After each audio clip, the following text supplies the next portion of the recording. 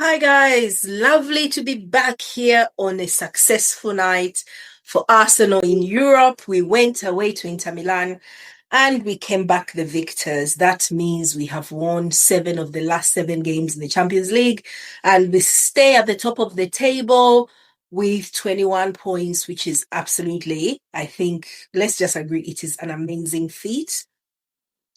So in that game, to be honest, there were so many changes that I did yesterday when I was talking about the game. I did say we could do with some changes, just but not too many.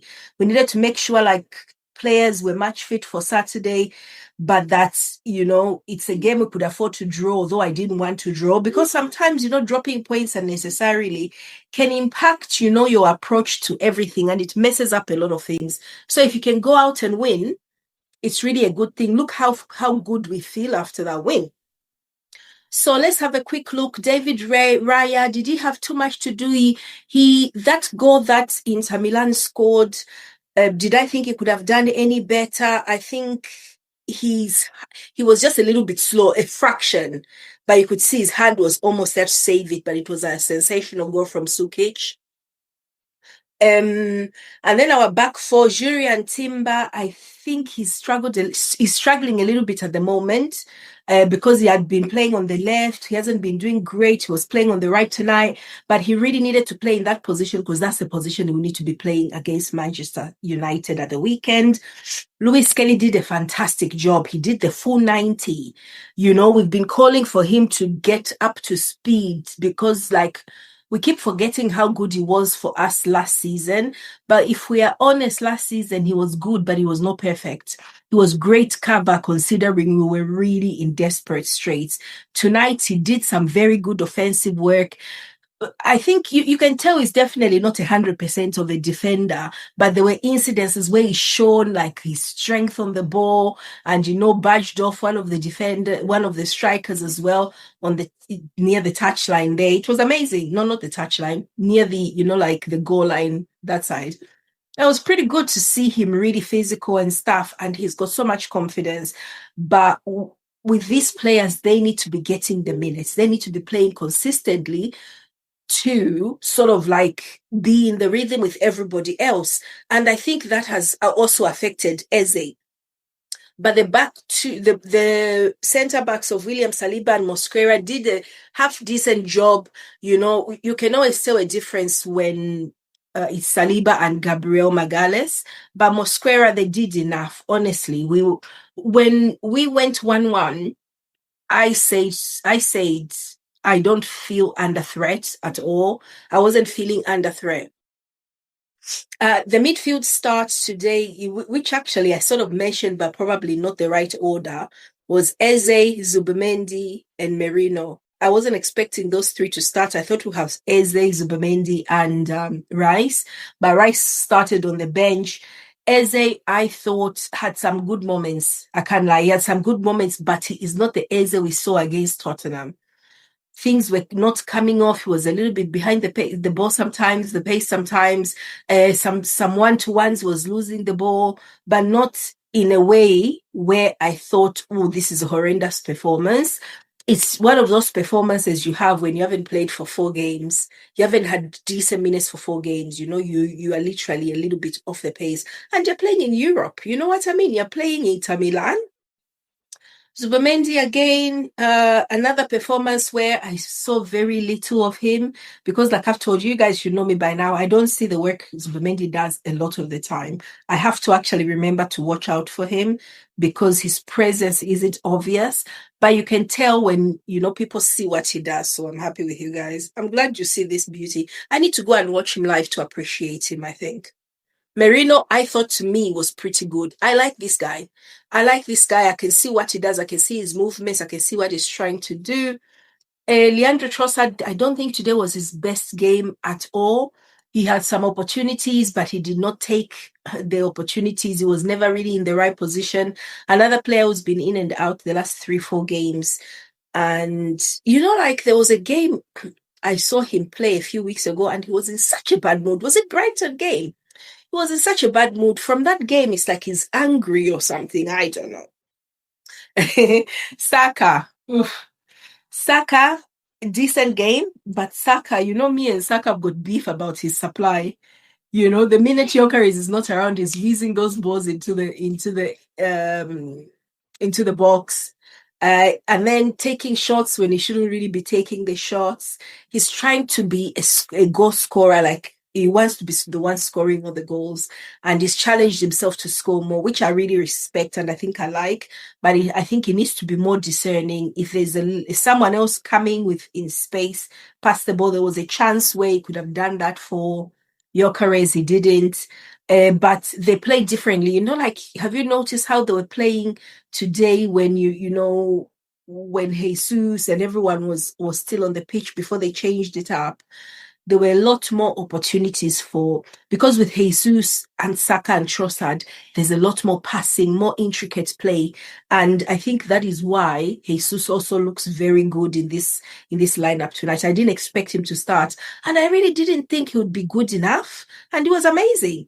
Jesus was the man of the match because he was involved in everything good that happened when he was playing.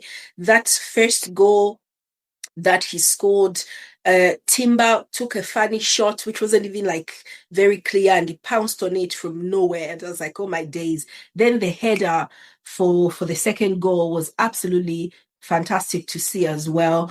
This guy against Nottingham Forest, he didn't look all that. Was it Nottingham Forest or is it in a cup game? Anyway, one of the games, he didn't look all that, but you have to remember he's been out injured for a long time. And then these players, you have to sometimes also remember that there will be games which they are suited for. Sometimes when you see a player on the bench like Eze, it's not because he is bad. It's because you even know when you play him in this game, he is not going to be functional. He's not going to contribute as well. There are very few players in this team who can play every single game and look good. Our back two, those guys, watch them against Liverpool. They are drowning every game, really struggle. So I think not only is it a mentality issue, it's a skill level in terms of like, there are just some games you're never going to be the main guy. So yeah, that was our lineup, and we looked really good. We went to. I forgot to mention that goal. Gyökeres scored our third. That pass from Martinelli. I saw it. I was like, oh, chip it, put it in. He put Gyökeres in, held the ball out, bumbled himself, he was in, passed it to Saka. Saka fumbled it a little bit and ended up just sticking it there. The defender who was with Saka went with him. The other defender didn't have a clue where he was. And Gyökeres almost was like, oh, thank you for this gift. And he blasted it past the keeper beautifully. And yeah, it was nice to see those amazing goals from Arsenal today. And it's a statement. It's a real statement because last season, I was saying that if we had met Inter instead of PSG, we would have probably gone through. I am not somebody who's scared of Inter Milan. I don't think we should be Arsenal, the way we play, we don't really struggle too much against Italian sides. We can play them. German sides like Bayern, we used to struggle. Spanish sides like Barcelona, Barcelona, the way they play is just too fast and intricate. I think we can struggle with them. Everyone else, I think we can take on pretty decently.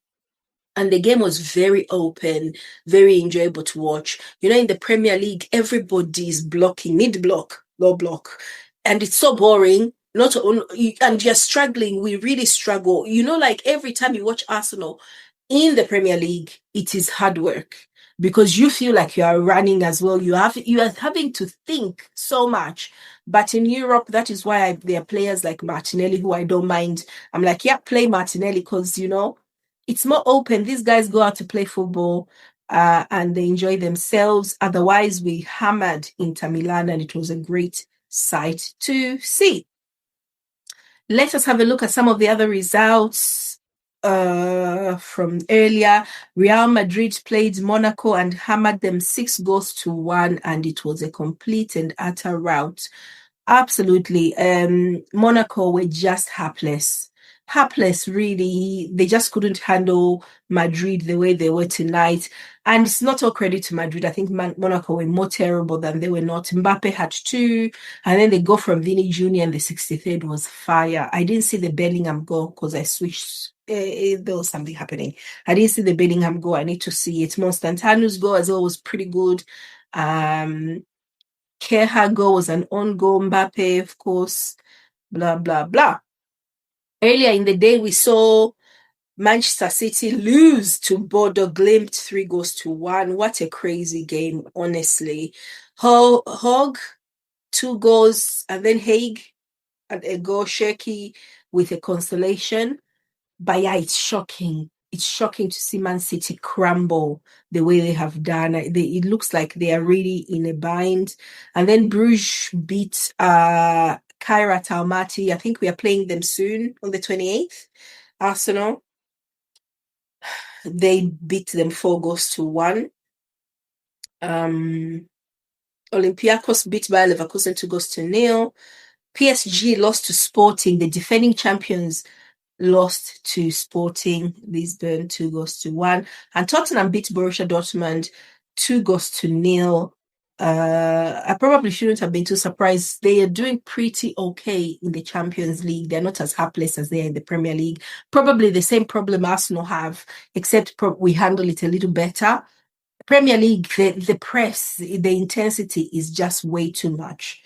Villarreal lost to Ajax 2-1, and those are the results for the games that happened on Tuesday. And then we've got some other interesting games happening on Wednesday.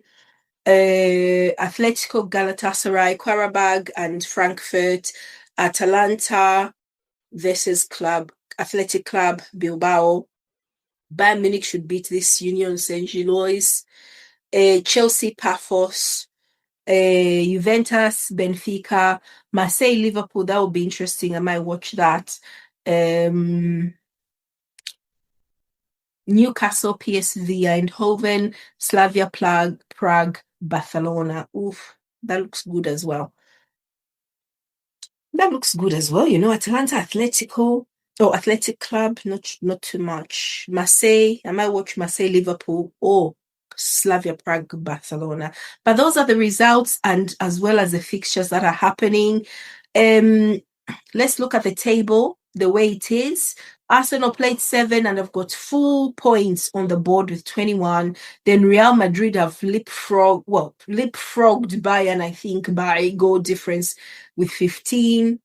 But if Bayern win tomorrow, they'll have 18 points. So you've still got to consider that. So, by the way it's looking, it's Arsenal are going to be finishing in the top 2, come hell or high waters, at the end of these group stages, and we'll see what happens. Otherwise, guys, those were the results for today. Arsenal did a great job. We beat Inter Milan 3-1, and it was a great night. Loved it. Let me know what you think, and let me know who you think is going to win the Champions League, because I said from the beginning, because of our squad depth, Arsenal are going to win the Champions League, and I feel like we're going to win the Champions League and the Premier League at the very minimum. The domestic cups, I'm not sure, but it is absolutely possible. We might be doing the treble, guys, but I'm very confident this year that Arsenal have got what it takes to go all the way. What do you think? Am I being too optimistic? Should I expect the worst from Arsenal? Yeah, whatever. I am just feeling it. I am feeling it. So that is it. Thank you for joining me on Daliso's Stock Show. It has been your girl, Daliso. Thank you for your support. And I'll be talking to you very soon. Bye-bye.